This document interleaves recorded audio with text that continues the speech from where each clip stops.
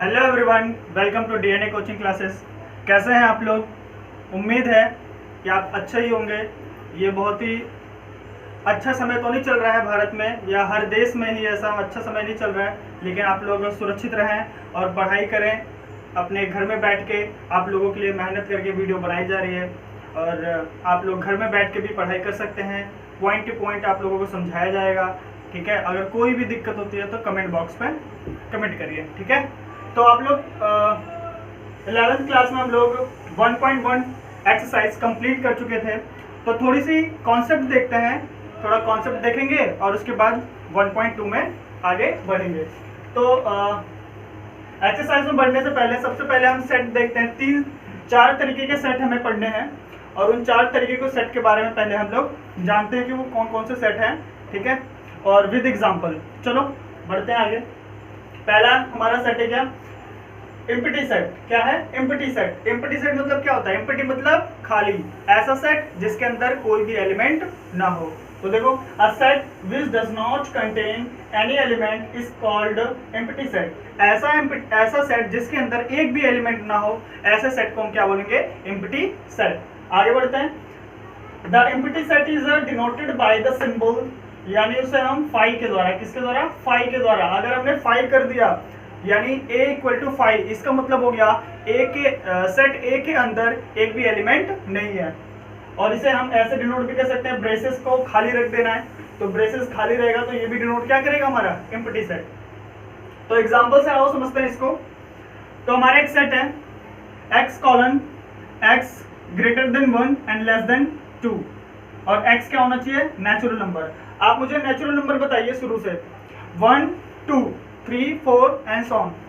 तो 1 2 और 1 2 के बीच में कोई नेचुरल नंबर आएगा? नहीं आएगा। तो इसका मतलब क्या हो गया? x की कोई भी वैल्यू नेचुरल नहीं है 1 और 2 के बीच में, इसलिए सेट A क्या हो गया? हमारा एम्प्टी सेट हो गया। मतलब अगर हम बात करें, हमारा 1 और 2 3 4 5 6 एंड सो ऑन, इस तरीके से हमारा नेचुरल नंबर चलता है। और नेचुरल x की वैल्यू क्या होनी चाहिए? कंडीशन क्या है? Natural number. और वो भी किसके बीच में होनी चाहिए? इन दोनों के बीच में। क्या इन दोनों के बीच में कोई नेचुरल नंबर है? नहीं है। तो अगर कोई भी नेचुरल नंबर नहीं है तो हमारा सेट A क्या हो गया? एम्प्टी सेट हो गया, ठीक है। आगे बढ़ते हैं। अगला example, b = x: x² - 2 = 0।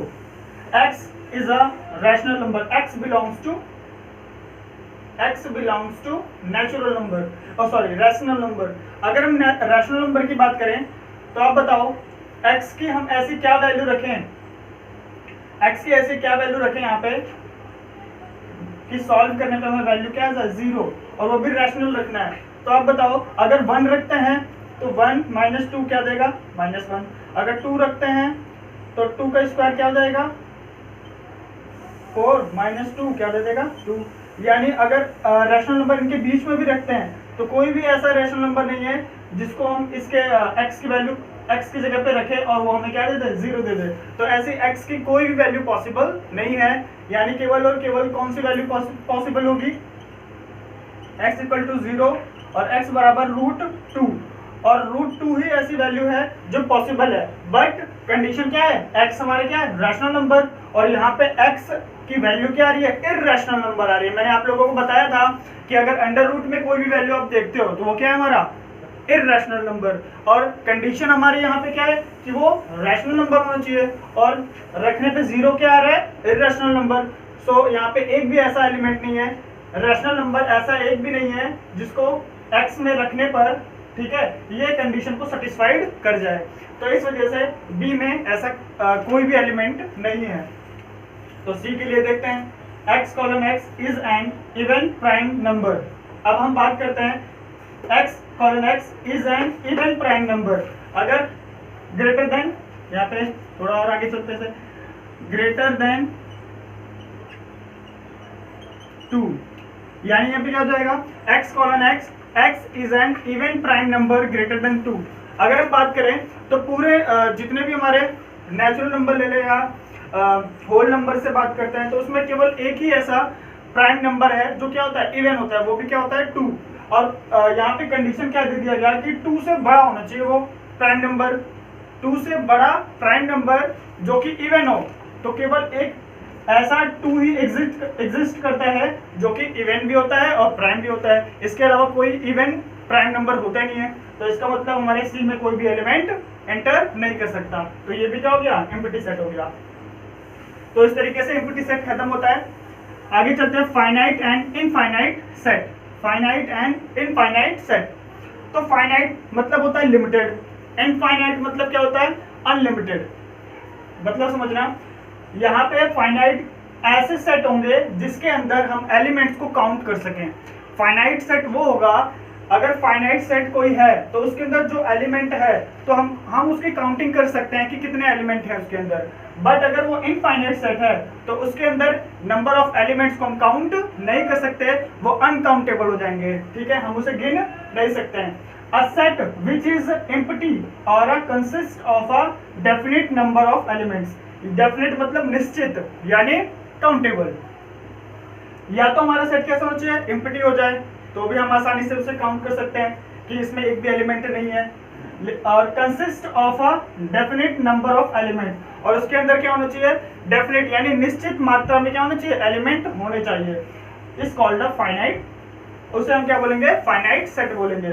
Otherwise अगर इन दोनों कंडीशन के अलावा यानी इसके अंदर नंबर ऑफ एलिमेंट्स क्या हो गए, अनकाउंटेबल हो गए, तो ऐसे सेट को हम क्या बोलेंगे, इनफाइनाइट सेट। चलो इसे एग्जांपल से समझते हैं। पहला एग्जांपल है a equal to x colon x is a natural number, और यहाँ पे दो फैक्टर दिए हुए हैं इक्वल टू 0।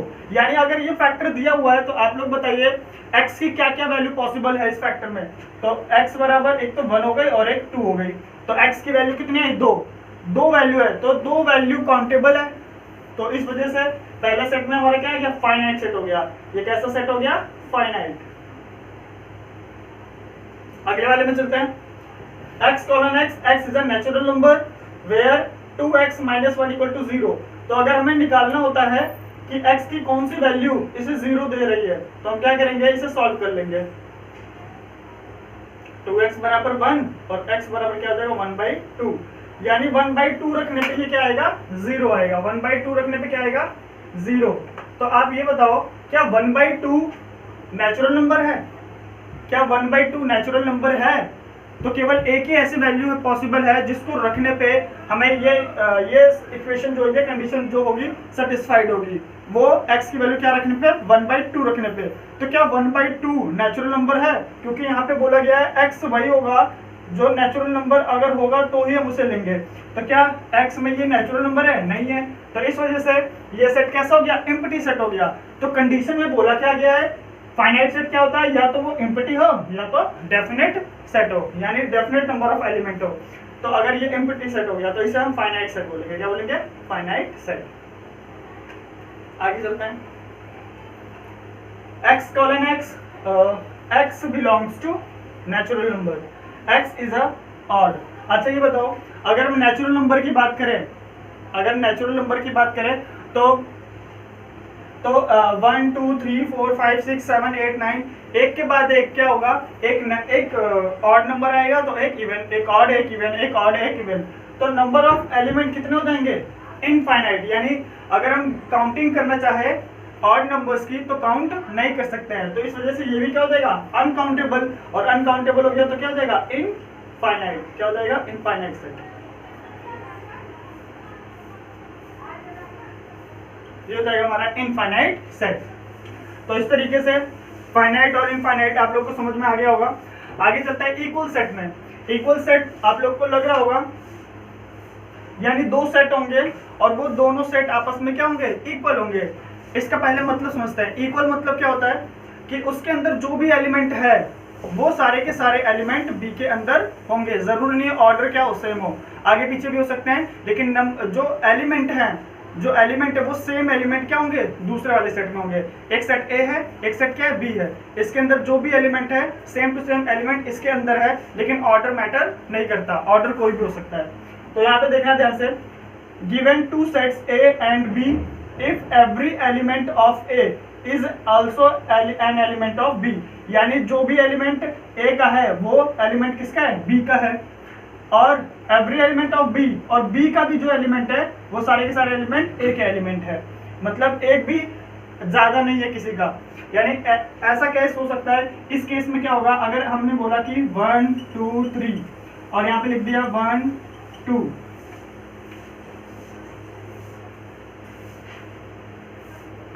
हमने यहाँ पे लिखा एक सेट है हमारा 1 2 3 और यहाँ पे लिख दिया 1 2, तो यहाँ तो हम बोल सकते हैं every element of B is an element of ए।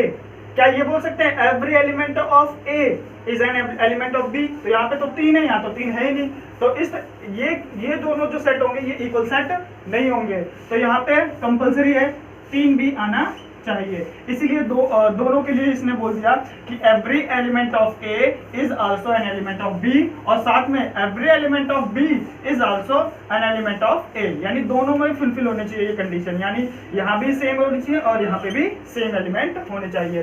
तो ऐसे सेट को हम क्या बोलते हैं, इक्वल सेट बोलते हैं। तो हमने यहाँ पे एग्जाम्पल दिया है, मैंने बोला था ऑर्डर जरूरी नहीं है कि सेम हो, तो इस तरीके से यहाँ पे देखो 1 2 3 4 और यहाँ पे 3 1 4 2, तो इस तरीके से ये क्वेश्चन बनते हैं। मैं और एग्जांपल आप लोग को देता हूँ। देखो ये बताना आप लोग को क्या है, x colon x belongs to natural number, belongs to natural number of week, number of days in a week। तो ये कैसा सेट होगा आप लोग बताइए।